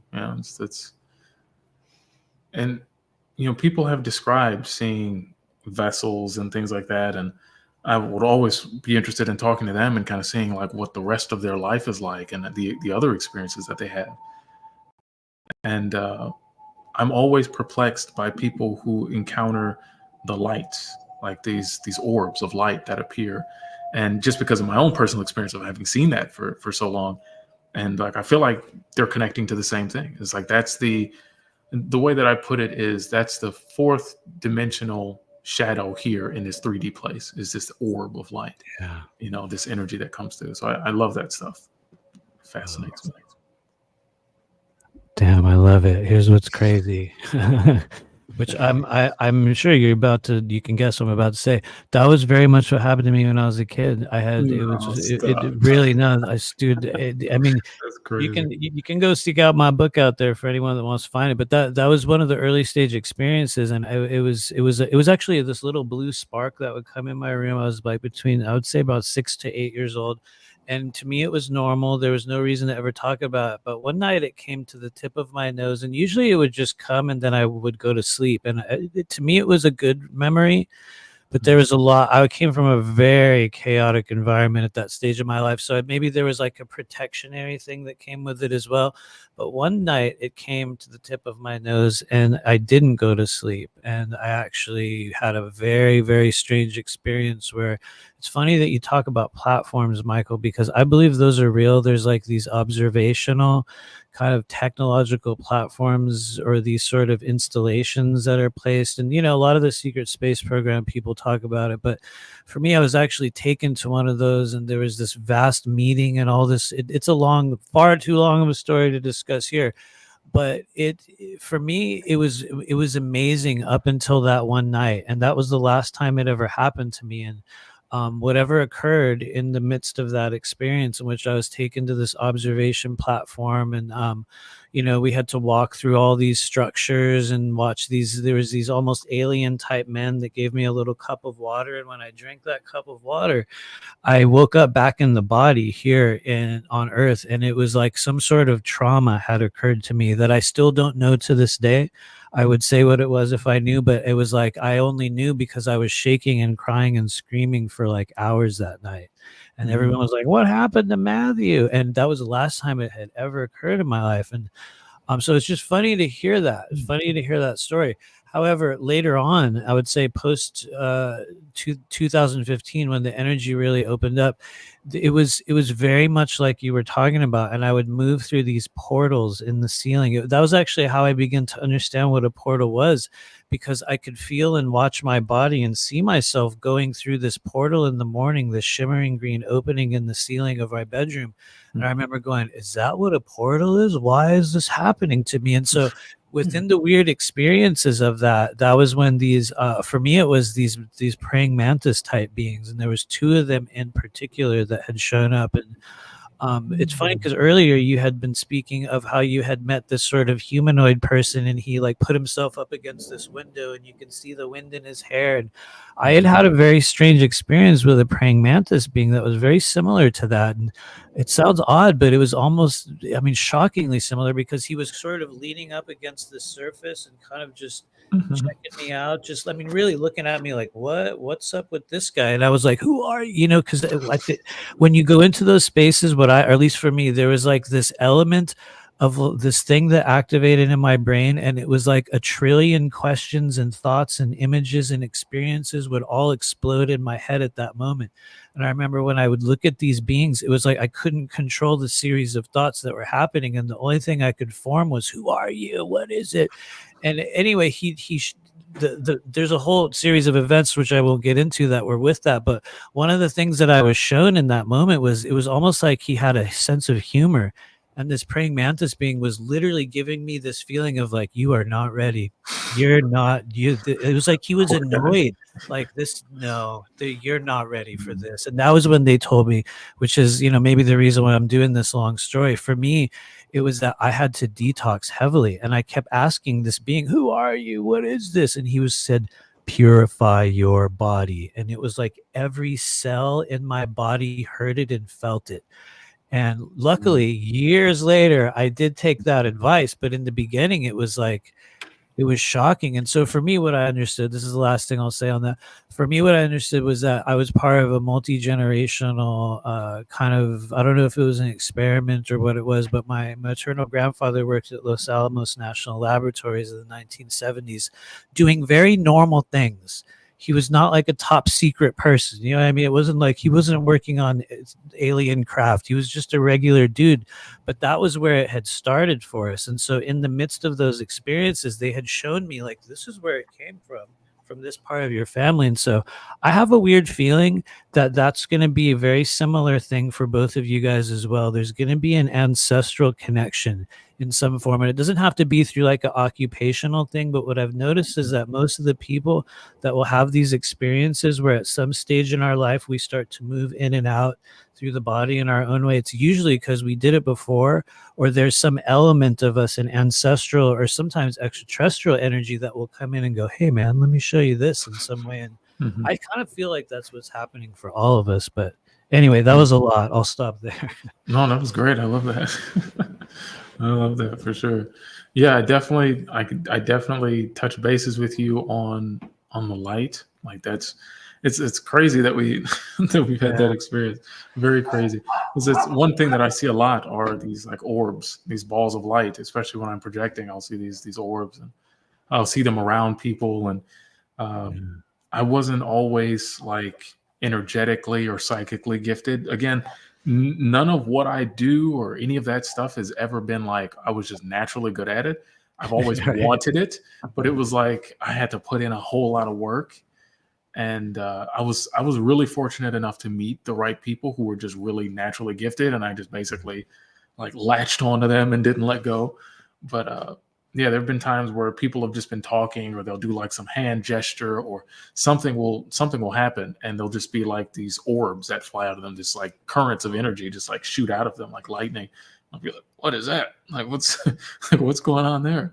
And so it's really interesting to hear you talk about that, because you said it was like sparking, like, some sort of thing. That's what it looks like. It's like this, like, this sort of stuff that I see. It's really interesting. Now some. it's- Oh, I I'm was gonna sorry. say now it's my turn to be Matthew, and Yeah. I was on a paranormal investigation, and I walked out in the hallway because something drew me out there, and it's pitch black down this corridor. But I start to see this blue sparking ball of energy start coming towards me, and I'm like frozen because I'm like, what is this? And, is this a spirit? What, is this an alien? What is this? Because it's the first time I've seen it, and it looked like fireworks were going off of it, and it's coming, and it gets right in front of me, and all suddenly one of my friends that's on the investigation, who's a medium, walks up behind me and in my ear goes, there's something right in front of you, right? I'm like, yeah. And I'm sitting there, and it's like I have the feeling, and I go, I'm not afraid of you. I'm not backing down. What's going on? And it like just backed up and disappeared. But what was interesting is, like, maybe a minute afterwards, I go to another room, and I have a body cam on me. My body cam shuts off the second I entered this room by itself. It only recorded 23 seconds. And this white milky mist appears in this room, starts coming towards me, and I put my hand up, and I'm like, no. It's like, you're not taking me from here. And it disappears, and I turn and I leave, and the body cam starts recording at that moment when I exit the room, and it recorded 5-minute intervals after that. It only recorded that one entrance at 23 seconds, and I asked a couple of my cop friends about it, going, has your body cam ever just done a random, like, stop recording and then start itself up again? And they said, no, they can't do that. It's impossible. You had to turn it off. I'm like, my thumb was nowhere near the power button. I would have known if I had turned it off. And they were like, yeah. And the ironic thing too was that body cam I had to replace. It stopped working after that. Wow. So I thought it was interesting, as you were saying, Matthew, you saw the blue spark. I was like, I saw the blue spark in it. Okay, we're seeing the same thing. All right. And it totally jacked up my equipment. It's very real. That's the manifestation of fourth density energy. At least that's my understanding. And then also, I've been told and experienced that what I've been shown through experiences, that is a good example when they talk about, for those that are watching, and we'll see this in the future, when they talk about what does it mean when the third eye is actually open, that will be an example of what takes place. There's a difference in the photo, like, receptors within your eyes. They start to interact differently, and it's like you will literally start seeing these sparks and orbs, and kind of like how you're saying, like, things will come out of people. Or I used to see like a little spark next to people's head when I first started doing like readings. And that I don't know, to me it was like a cheat code. I would be doing a reading with someone, and I would look up and I would see like a little pin prick of like light or a little spark, and I'd be like, that means yes, or I took it as that. Who knows, maybe it did or it didn't, but to me that's the real example of the third eye. And I guess I'll say the weirdest thing to you, Cal, this whole time. Okay. I have this thing where when I'm looking at people, I will look to the side, and it's like you can definitely see the openings of the energy within your third eye. And I just say this is literally what I do all day, but you're a good example of a person that has activated the petals around the third eye. And I'm sure you've experienced this in your own way, but as it expands and it eventually connects with the navel chakra, there's this thing that occurs where around the third eye, like these little openings will happen. And for a lot of us, that's when we start seeing like a manifestation of non-physical energy outside of the body, versus like in the start, as we know, it's like within us and we're experiencing it in our inner world. And so anyway, it's just a very cool thing. A lot of people have it nowadays, but some people have a really big one. And you're just a really, really good example of that. So I hope that's not like too much information. Oh, it's so weird. No. Again, I love that stuff. Definitely. I've got a question for you, and this is something I enjoy asking people who've like developed and who've grown in that way. When it started for me, my mentor, and this is like one of my fondest memories of learning from him. Like he's like a father figure to me. He took me into a hallway. We were out somewhere in St. Louis and at one of his friend's house or something like that. And he was late at night and he woke me up. I was sleeping on an air mattress. He woke me up and he was like, "Hey, I want to show you something." I'm like, "Okay, whatever. It's a cool start." I was like, "All right, so let's go." He takes me upstairs and we just look down a hall and it's dark, not so dark that you can't see your hand in front of your face, but like the lights are off and it's like 12 or 1 o'clock in the morning.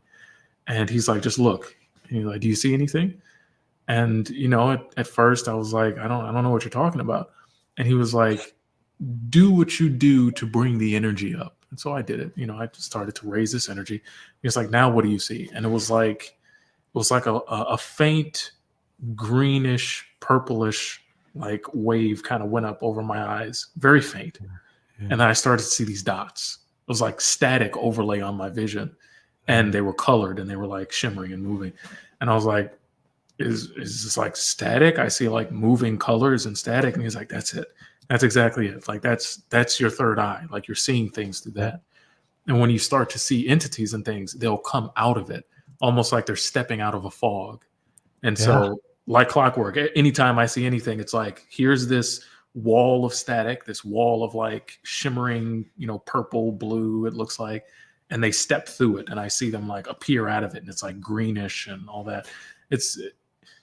Have you had that experience? I believe yes. That is a very, very good example. The way that I have perceived it at times is very much like that. It's like this sort of, we might call like a spectral cloud, or this sort of effervescent kind of wave of energy that we can tap into. And there's been times when it's really strong and it's like you can sort of breathe it in and it feels like you're sort of breathing in like the air in this really strange vibratory way.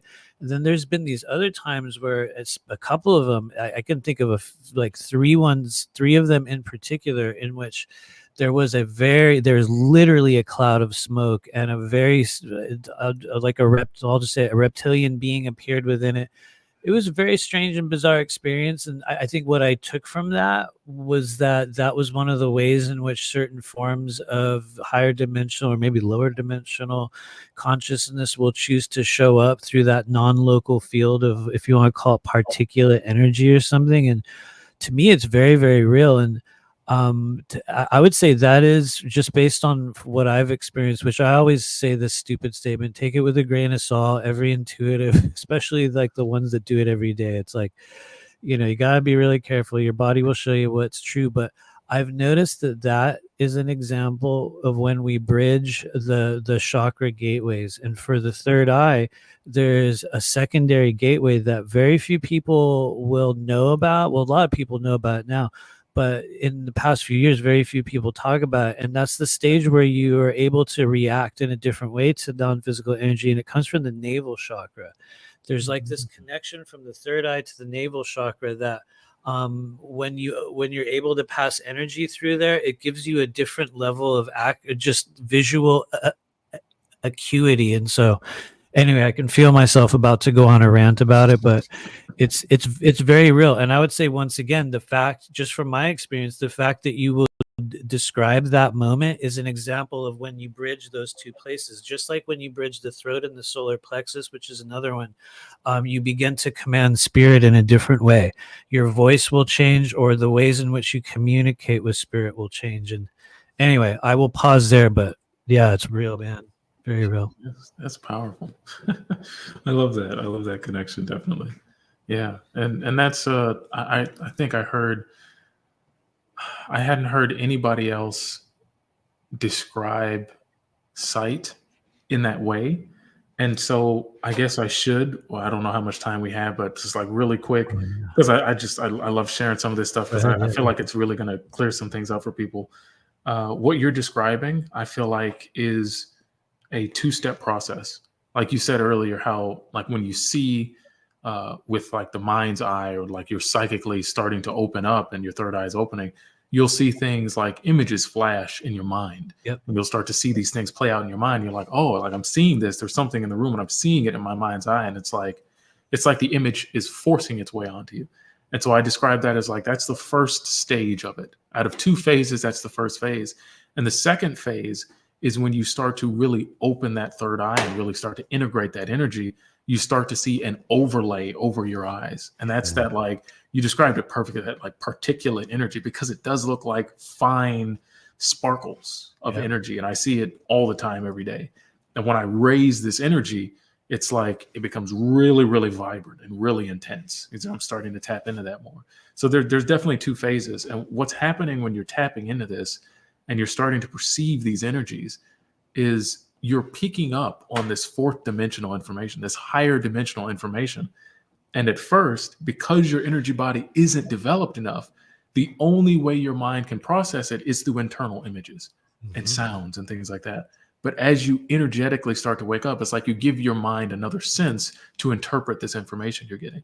And so you start to see it overlaid over everything. So this is a really awesome process. And it's real. It's absolutely real. Yeah. I fully agree. Yeah, absolutely. Yeah. So there's a question in the chat room, and unfortunately, we're probably not going to have time to answer all of these, but I'll kind of hit on some that I feel like are really good questions. And here's one. Woo Writers DG is asking, I've heard experiences with astral travel that people say they almost didn't come back. And in some cases, people haven't come back. Is this true? What is your guys' thoughts on those kind of experiences? From my own experience, I know we talked a bit about it earlier, just like getting stuck. You're here in this body because of a connection that goes on with the conscious mind. When people's conscious minds aren't here, what do we get? We get like the vegetative state. You're in a coma. You're not here anymore. The body is practically vacant. It's just running on basic programming, if you will. You're here because you're connected almost like via radio signal to the brain, and consciousness is being relayed here. When you have these experiences, and the easiest thing I can say for people who don't project often, it's like having a really, really high dose psychedelic experience, and how there is absolutely the possibility of not coming back from those experiences. Is astral projection as intense? It definitely can be, depending on where you go and how much you put into it. But for the layman, someone just getting into it, first few experiences, the odds of you getting lost are slim. The odds of you going so far away from yourself to these different realms and dimensions where your sense of identity is dissolved is very slim. Most times when you first start projecting, and this is something I experience with all my students, I tell them, keep it short. The first time you project, you're probably not going to experience very much, and it's only going to last like 10 or 15 seconds at best. So getting lost is usually a product of having honed and refined yourself enough to go out on these long escapades and to go into these Buddhic realms and this void state. And then you find it hard to get back. You know, you have these experiences where it's like, oh, I've got to like really dig and pull out who I was to get back here. But again, it is possible in the same way it's possible to take 10 or 20 dried grams of psilocybin mushrooms and possibly go insane and never come back. Like that's the possibility. Integration would be so difficult that you never fully get back. You drive yourself crazy. I've dealt with this difficulty of integration where it is hard. And this is the last bit I'll say is like, it's hard to integrate and be normal here in society. That's the part about getting stuck. Like parts of yourself don't come back. You have a hard time reintegrating. And I'll open the floor to you, Matthew. Actually, I did. I'll just be real. I don't think there's anything that I would add to that. I absolutely agree. Actually, no, I would just say one little thing. In my personal experience, from just what I've encountered, and everyone has their own version of it. I believe in nearly every case, our body and consciousness is tethered to this here and now realm, and we do return. There has been damages, and I've seen people that have had those, and I've also had a little bit of my own trauma from that. But I also believe that even if that happens, it's by design, and it's nothing that our soul can't handle. And honestly, it sounds woo woo and kind of like just another phrase, but all of this stuff, I think it was created by us for us so that we could have these experiences. And so if your consciousness needs to have an experience of getting stuck within an astral space, I think there will be a reason behind it. And I don't know, maybe that's too much of an oversimplification, but anyway, yeah, that's how I see it currently. No, that's excellent. Just don't go into it with fear of getting lost. Yeah, Right. very much. I would say, please, if this is what I've told people, what I've experienced, please feel free to explore that realm. I think it's rightful for us as humans. Spirit will give you a little smack at times, or you'll have an experience to teach you things. And some people have them rawly, but I think it's rightful. And so, The only thing I would add is trust yourself. If you're out and you're wanting to travel, but your spirit and body is saying, hey, it's time to come back, don't ignore that.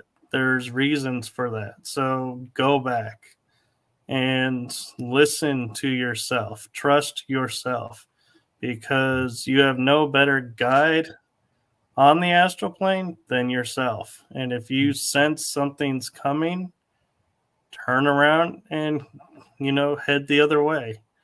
Don't feel like, oh, I know I should be going back, but I feel like there's something just around the corner and I really want to see what it is and go, because that could be a trap that's luring you out of your comfort zone into something that you shouldn't be in. And so, yeah, the only thing I would add is definitely when you explore, trust yourself. Yeah, discernment, definitely. I mean, just like being here, you can go to the wrong part of town here, you can lose your way. But again, I do feel like there is that tether, there's that connection that we have here into this now moment. So I agree with you there, Matthew, that there is usually when people ask, can you get stuck? It's followed by very closely, is there danger? Every aspect of life, there's going to be something that threatens this version of you that you believe you are. So there's always going to be some need to act with caution and cunning. So just, be mindful. I'd say just be mindful. Don't go and be afraid of everything, but be mindful. We have a few minutes left, and Selena has a really good question that I feel like we should try and answer as best we can with the limited time we have, though. Okay. Short and sweet. And Gotcha. She's asking, since time isn't linear, have you ever experienced moments of your life you haven't lived yet? That's a huge question. Yeah, that's a huge question. If I may, I'll take this one really quick, hopefully, really quick. There's a huge story. I write about it in my book. I can't get into all of it here. We literally don't have time for it. But in the astral, time, like I said earlier, you experience the sequential movements of time because you believe you're supposed to. Yeah, there it is. You finally got it. Awesome. You experience these sequential steps because you expect to. Everything exists in this here and now moment. Right now, everything is here. So you can experience every version of yourself, every reality, everything right now. You just have to basically like tune your dial to it so that you can experience it. I've had encounters where I was a different person in the future, in a different life, different family, wife, kids, everything. Even multiple lives where I was like a different species entirely. And there was one experience where I believe I saw like a tapestry of my life where every moment of my life was like up in front of me and I could see it all. Like it was just like a wall in front of me. And it was like, say you took a windshield and you hit it and it splintered into all these different shards. You saw like the spider web of the different cracks, and each splinter was a moment from my life leading all the way into my death. And I saw it and I was starting to be sucked in by it. And so it's interesting. You can definitely experience time differently because time is just a concept that we made up to navigate this reality. Once you move outside of this reality, it's not as feasible and necessary to have that. That's all I'll say about that. Oh man, yes, I absolutely agree. I will add an oversimplification to that. That was one of the first things that showed me that I was actually leaving what I believe to be the physical human body, was because time would go backward and forward. And like I said earlier, I lived like a whole lifetime at one stage, and I mean, really bizarre things. And so for me, I think it was just sort of like a crash course in like noticing like, okay, time is totally different out there than it is here. And I think that's where a lot of people connect with the idea that they're in, like a space program as well, because there's a very close timeline in which many of us are interacting in a very technological realm like that. And so, I am kind of losing my train of thought and I don't want to overspeak it, but yeah, it's definitely been a factor. And oh yeah, there it is. The last thing I'll say is I was shown a future version of myself in 2015, and it was a version of myself that had actually made its way onto what was some sort of a higher dimensional society in which people would freeze their age and they would freeze their body in a certain place in a certain time, and they would then begin to connect with versions of themselves throughout time. And I was shown that that was one of the experiences that I was having, and it was essentially a version of me in the future that was choosing to look back and go, oh, there you are in 2023, and they'll sort of add help and sort of show me things. And so I believe, yeah, it was a future version of myself. And anyway, I know we're out of time, but yeah, that's how it's been. And yeah, thank you. Beautiful. No, thank you for that. And yes, we are running close to the time. So thank you both for coming on. And I apologize we didn't get a chance to go through all the questions. Oh, good. What It was fun. happened was for the first 15 minutes, the radio connection wasn't working. So I was working on getting that restored for the marathon. So we got it restored, and that's why I got a little backlogged on questions, but thankfully we got it fixed, and I will be giving the audio for this. So those of you on the radio station, don't worry. You're going to hear the first 13 to 15 minutes that you missed. It's all good. It'll be on the replay. And I am so blessed and grateful that you both were able to do this. And I feel like we need to have another one of these. And we don't need to make it the 2-hour event like Cal and I joke about. We don't have to wait another year to have this happen. We can make it sooner. So hopefully both of you will be up for that. Sure, anytime. I am easily summoned. So, I love that. yeah. Easily summoned. Very good. So thank you both, and thank you for such great conversation. And I know a lot of the folks here are enjoying it. And for those of you on the radio station listening to the marathon, you are in for a treat, because next up is eTalk TV Live. That is Jeff Rennell's show, the founder of eTalk.tv. and he has Brad Olson and Gigi of Shit Happens coming on. So you all enjoy that episode and have a wonderful Halloween experience. And I will be back tomorrow morning for another episode and starting the day off there. So enjoy the marathon, everyone. Boom. Okay, and now back to the show.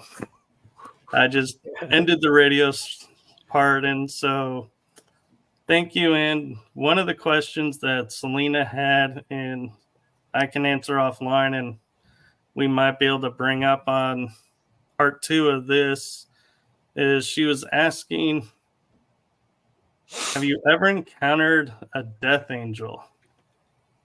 And so I have a few times. And so I will tease everybody by saying, yeah, we will definitely have to talk about that on another episode. So Nice. thank you again to Matthew and Cal. You guys are awesome. Again. And I could not have picked 2 better guests to help introduce and guide people through the astral plane with. Cool. Yeah, thank you. It's an honor to be here. Appreciate it. Anytime. It was a pleasure. I'm down. Invite me as many times as you can stand me. I'll come around. Careful, I may take you up on that. I do hope so. But Cool. yes, thank you. And to everybody out there, have a wonderful day, wonderful afternoon. Enjoy your weekend. Have a blessed Halloween. Happy Samhain to all those who celebrate that holiday. Blessed be, merry meet, and make it a wonderful rest of the October. And don't let it get to you. Keep yourself in a positive state of mind. Do you guys want to add anything to that as we sign out? No, that's perfect. Trump 2024. Oh, totally. Oh, man.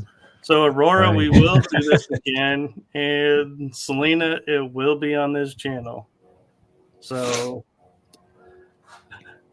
blessings to you all. And blessings to everybody in the chat room and to those who are watching. And yes, I have no problem stating this because I already did cast my vote. Trump 2024. So You just So got happy to- canceled. Congratulations. Sorry. yeah, You just got canceled. like, and we're hoping that this show will come back. Oh, no, but thank you, everybody, and make it a wonderful day. And I'm going to send us out now before we really do step into topics that will get us in trouble. All right. Have a great one, everyone. Cool. Bye. Thanks, you guys.